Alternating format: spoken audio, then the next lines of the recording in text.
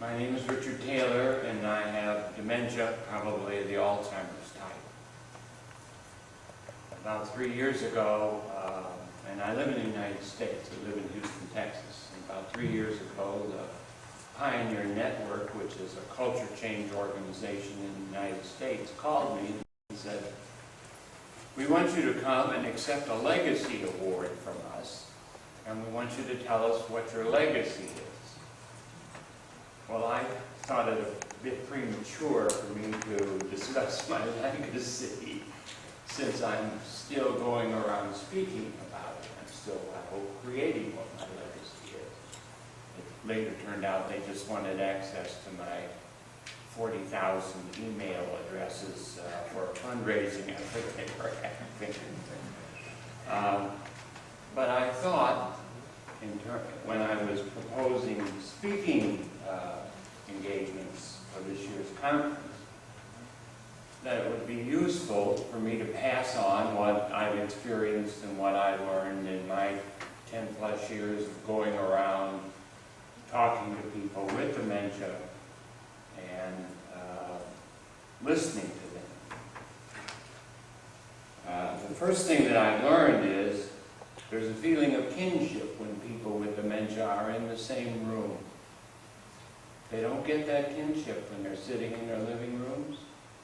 They don't get it when they're sitting with their caregivers in a group. They get it when they're in a room with people with dementia. And it is amazing to me, if you just give them time to interact, how they make friends, how we become lifelong friends, how we miss being with people who are in cognitive wheelchairs, so to speak. We don't have that opportunity. We should be given more of those opportunities. We shouldn't just be put on ice or stuck in a freezer when our caregiver goes on vacation. We too should take a vacation from our caregivers and respite ourselves with other people with dementia, where we could enjoy each other's company and learn from each other. Secondly, and I can't read this because it's too far down, I've discovered that stigmas are the roots and definers of those living with dementia, those who care about someone living with dementia, and those who treat someone living with dementia. Stigmas define who we are, unfortunately. And those stigmas are not limited to the misinformed media or dementia bigots out there. They are in all of us. When I was diagnosed, I cried for 2 weeks straight. And after 2 weeks, I ran out of tears. I couldn't cry anymore. And I said to myself, why the hell are you crying so much? You know, you don't know anything about dementia. I never heard of Alzheimer's disease. But it was the stigmas that were still inside of me, even though I couldn't put a word to them. I had an aunt who had what they claimed was hardening of the arteries, but actually it was some form of dementia. And when she became incontinent and my uncle couldn't take care of her anymore, they put her in a home for the criminally insane in Cook County, Illinois. And my aunt spent the rest of her life with a cot and 3 hangers allotted to her in a locker. And that was Aunt Mary's days. She would walk around the grounds of this asylum, just ripping up little bits of paper that she had found and mumbling to herself. And to me, in some level, that's how I saw the ultimate future for myself living with dementia. It's no wonder we're feared, we have stigmas about it. It's no wonder caregivers cry about it. And they're in the very minds of people, the very minds of people that we turn to, the professionals who treat us. We've now shifted to patient-centered care, or to individual-centered care, or person-centered care, whatever word you want to use. I think that's a good idea. I always ask people who you were centered on prior to deciding to center on the person you're delivering care to.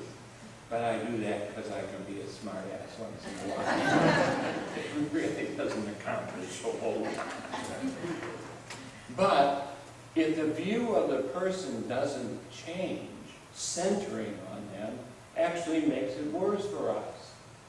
If you actually believe that we're less than human, if you actually believe we're fading away, if you actually believe we're not all there, and you say, well, now I'm going to respond to you now like you really are, it's not to our benefit. And very little is paid to how we perceive the human, how we define humanity in people living with dementia. And those definitions are influenced by the stigmas of dementia.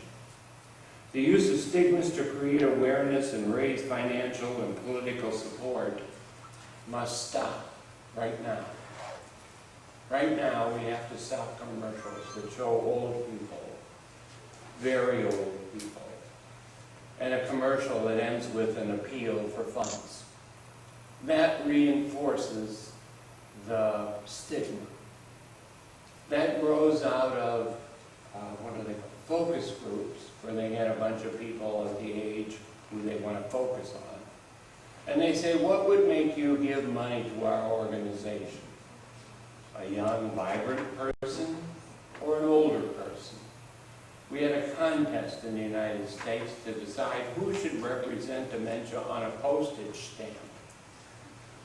And the lady who won was 87 years old, and the picture of her is staring off into the abyss, with a caregiver standing behind her with her hand just like this on her shoulder. That promotes the stigma of dementia. Telling people everybody with dementia is going to die is a stigma. It's a half-truth. The half-truth is, yes, everybody is going to die who has dementia. The other half of it is, the other half are going to die too.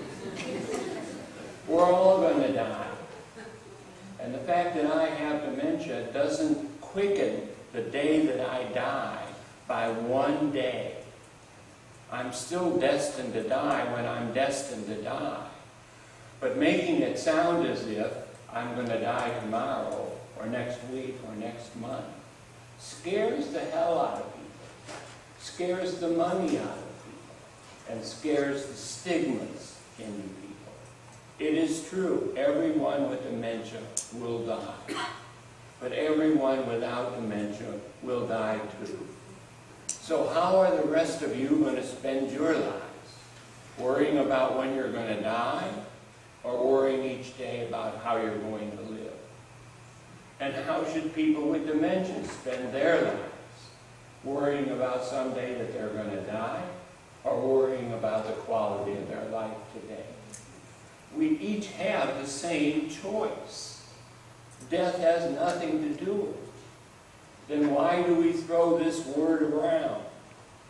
I believe it's an ulterior motive to appeal to our deeper fears, our fear of dying. That's what scares people about dementia. We're going to be dead and still alive.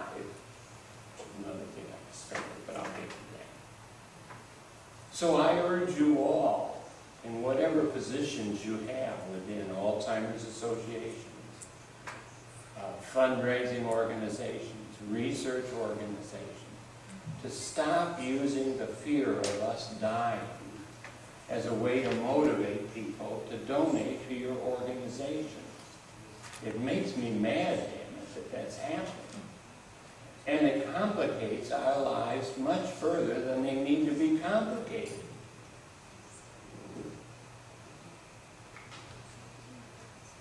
The corruption of words used in the media, by researchers, by Alzheimer's associations, and by politicians to describe dementia and those who live with us in its various forms, that also must stop now. Right now. We confuse Alzheimer's with dementia, don't we? We use the same word to describe both populations, but they're not the same populations. People who were to come to this convention who had Lewy body dementia frontal lobe dementia, would be disappointed in the programs presented by people with dementia, because we all have Alzheimer's for the most part. We confuse Alzheimer's takes all the breath out of a room of caregivers when they come together to talk about what it is like to live with the various people.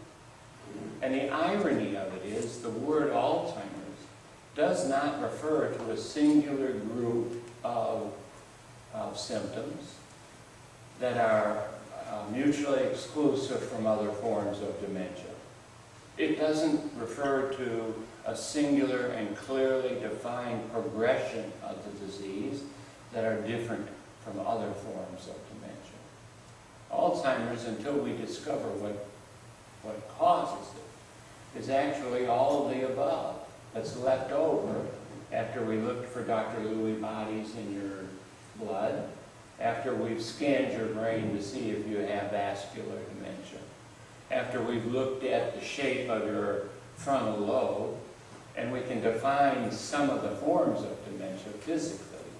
What's left, we use one word and we call it Alzheimer's. Just like we used to use one word and we called it cancer. Let's fight cancer. Let's cure cancer. And in fact, the American Cancer Society still is hanging in there with let's fight cancer, let's cure cancer. When in effect there are about 32 forms of cancer, each of which has its own advocacy group. Well, there's about 32 forms of dementia, each of whom has its own advocacy group. But the best financed, the most prominent, the one that has learned how to use focus groups best, are Alzheimer's Association.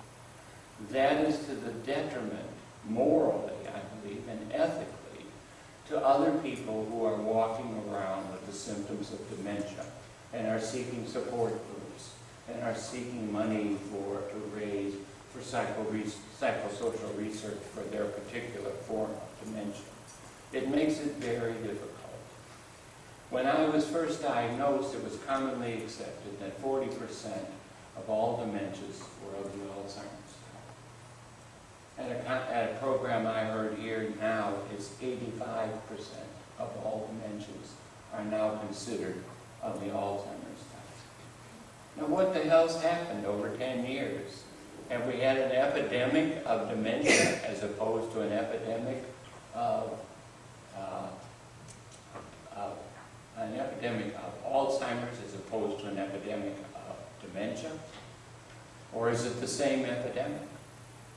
Or perhaps the Alzheimer's people have done such a good job at awareness and fear that more doctors are prescribing the same definition. It looks like Alzheimer's to me because I can't find any other way of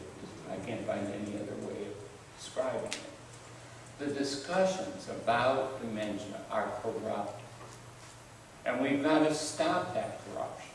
The very people who should be stopping that corruption are the leaders who are corrupting that discussion. And so it makes it very difficult to have a rational conversation about these issues. When people say, well, we're out to cure this, or we're out to cure that.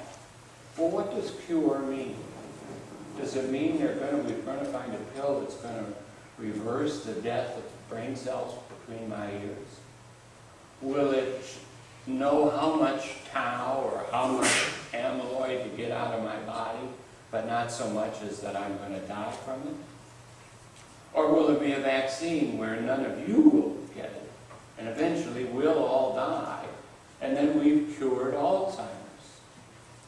Well, if that's what we're looking for, I'd like a few more dollars to go to psychosocial research now to improve the life of the 5 million or 12 million people who are living with dementia now. But look at the program of this organization. Look at any conference on research that calls itself a scientific conference, and look for the section on psychosocial research. You won't find a section on psychosocial research. You will find scientific research by chemists and electricians on how the brain operates, but none by psychologists, by anthropologists, by sociologists, by multidisciplinary teams about how to improve the life of people with dementia.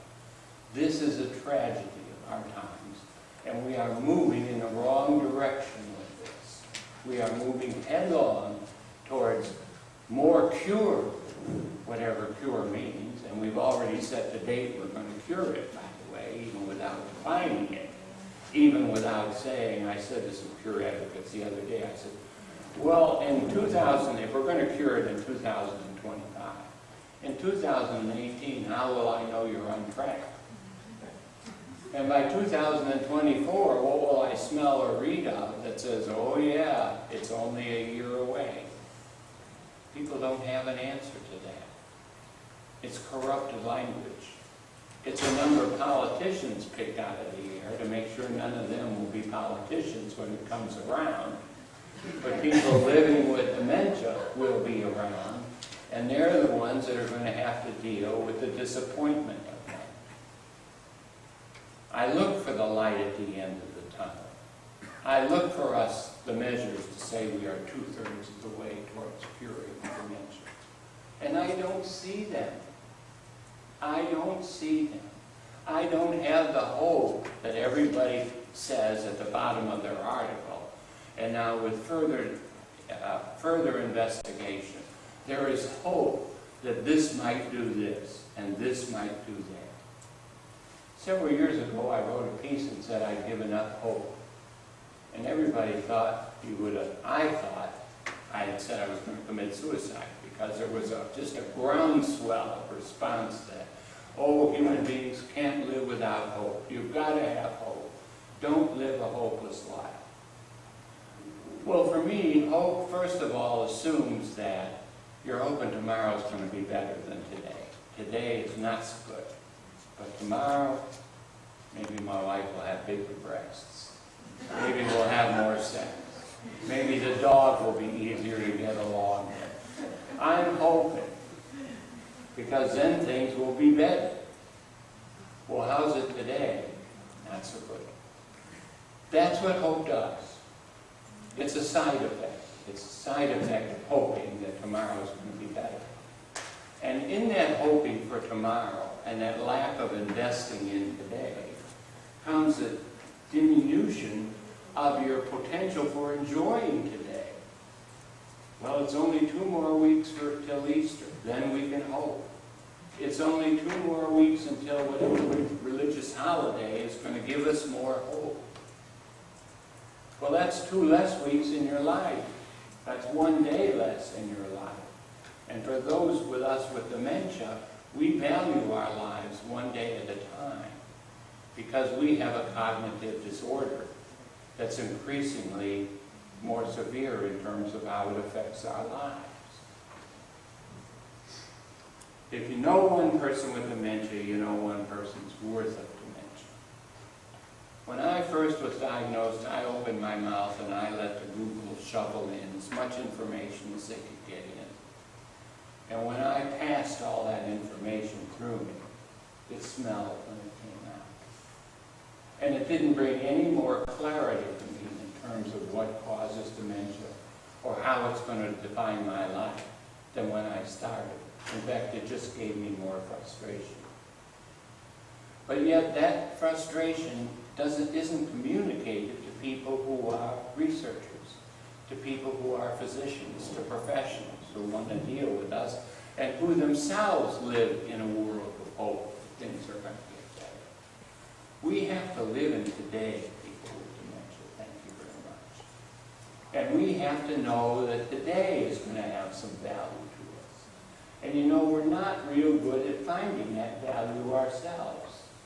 So we need you folks to stop hoping things are going to get better tomorrow and start working on today with us. Start helping us to stay in today. Because unfortunately, another thing I've learned is that the defining therapy for people with dementia is the past. It's reminiscing. It's distracting people with the past. It's building assisted living communities that have an old-fashioned downtown in them, and then taking all the residents for a walk down that every day so that they can identify with the past. Well, I asked the builder of one of these old-fashioned reminiscing communities, I said, how many of your people were alive in 1920 and really experienced your ice cream socials and your post office and your community meeting? He said, oh, nobody's that old, you know, they have to be 94 to be that old. I said, then you're creating a false life for them in order to avoid dealing with today's life. And I don't believe that brains can do that. I don't think human beings can do that. So the single most important thing I have learned in 9.5 years of living with dementia is that I am Richard. And Richard is a whole person. And when I sit in a wheelchair, mute for a year, I am still Richard. I am still a whole person, damn it. I still have every single need that I have today, that I had 9 years ago, and that everyone in this audience has. I have the need to feel love, to give love, to feel good about myself, to enjoy what I'm doing, to have a purpose to my life, and to live in that purpose. But if you know people with dementia who are not living that way, they are living less than they could. And we just don't know how to get to that part. And we're not looking to that part. We're not funding that part. We're not having conferences about that part. And so what we substitute for people is the past. It's a reminiscence. And the past makes you feel good because I'm still here. By still here, I mean I can remember what happened in the past. But that doesn't give me as much joy as it does for you who think I'm fading away. I never am fading away. I am changing. But you know, when I changed from being a teenager to being a young adult, you didn't mourn that change. You didn't say, it's no longer my son. You said, at last it's my son. When your wife changes or your husband changes over time, you don't abandon them simply because they forget your name. Or do you? Do you see them as gone? Well, that's not my husband. That's a shell. You know, Richard is morphed into a turtle. I will never be a turtle. And you will never meet a person with dementia who is a turtle. They are a whole human being. But unfortunately, what I've learned is we're turning them into turtles by ignoring them and working on what's going to cure turtles of being turtles, a cure. Or we're ignoring them to keep you from turning into turtles. Why don't we just all celebrate our humanity? Why don't we all understand each other better? And why don't we all be person-centered? Thank you.